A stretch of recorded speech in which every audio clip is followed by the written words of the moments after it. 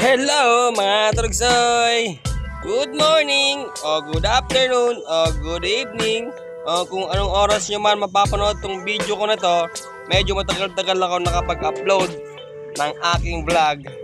For today's video guys ay mag-tune up tayo ng motor natin. Kasi nung holiday, November 1 and 2 ay umuwi kami ng Antipolo.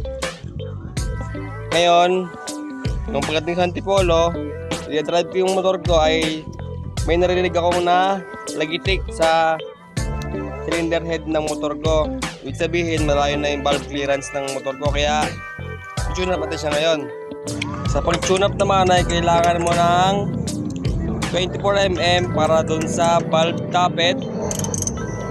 Binabaklas ko na yan, 24mm po ang gamit natin dyan mga idol.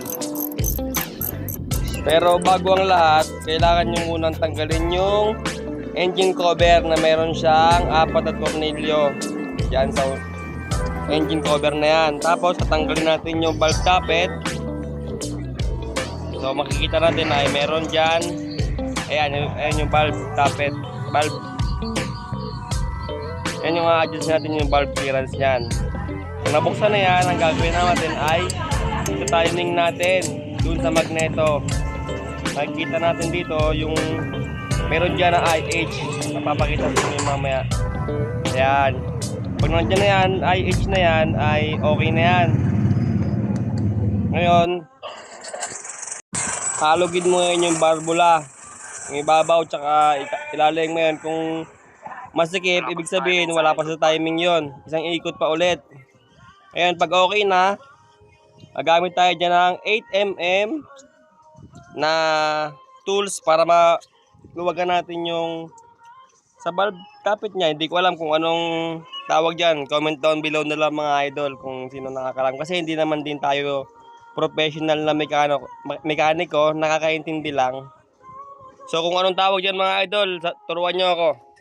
Dito naman sa intake natin ay gagamit tayo ng 0.06mm na pillar gauge natin. Sa pag-adjust naman ng barbula na yan ay gagamit tayo ng pillar gauge na 0.06 nga. Ngayon, luluwagan mo yan dyan, yung part na yan.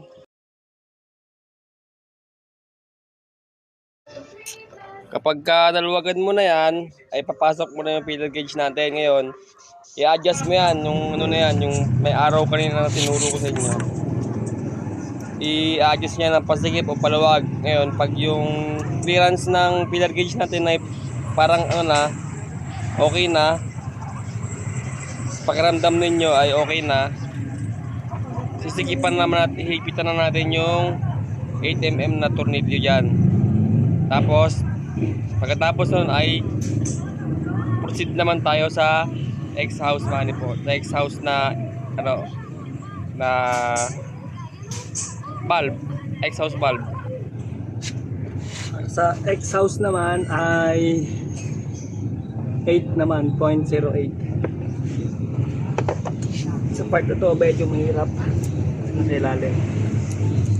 Ngayon sa exhaust valve naman, same procedure lang din. Ang ginawa natin dun sa intake, luluwagan natin yung 8mm na tornilyo. Tapos ipapasok natin yung pillar gauge. Sa pagsusukat naman ng pillar gauge natin, kapag kayo pinasok nyo na yung pillar gauge dun sa may tappet, o kung anong tawag man dyan, hindi ko alam kasi kung anong tawag dyan. Kapag parang pakiramdam nyo hinahatak nyo yung pillar gauge nyo, parang may pumipigil na hindi naman siya masikip, hindi naman maluwag, ay okay na yon. Higpitan nyo na yung 8mm na niluwagan nyo yung tornilyo kanina doon. Tapos nun ay okay na. Tapos, pagkatapos yan, syempre, ibabalik na natin yung valve tappet cover.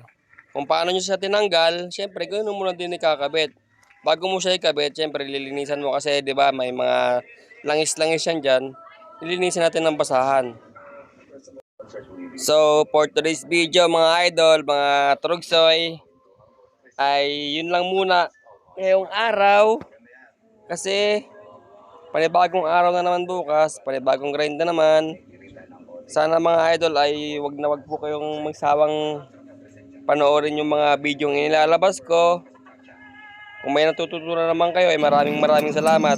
Pero kung wala naman, maraming salamat pa rin kasi kahit paano pinapanood nyo ako.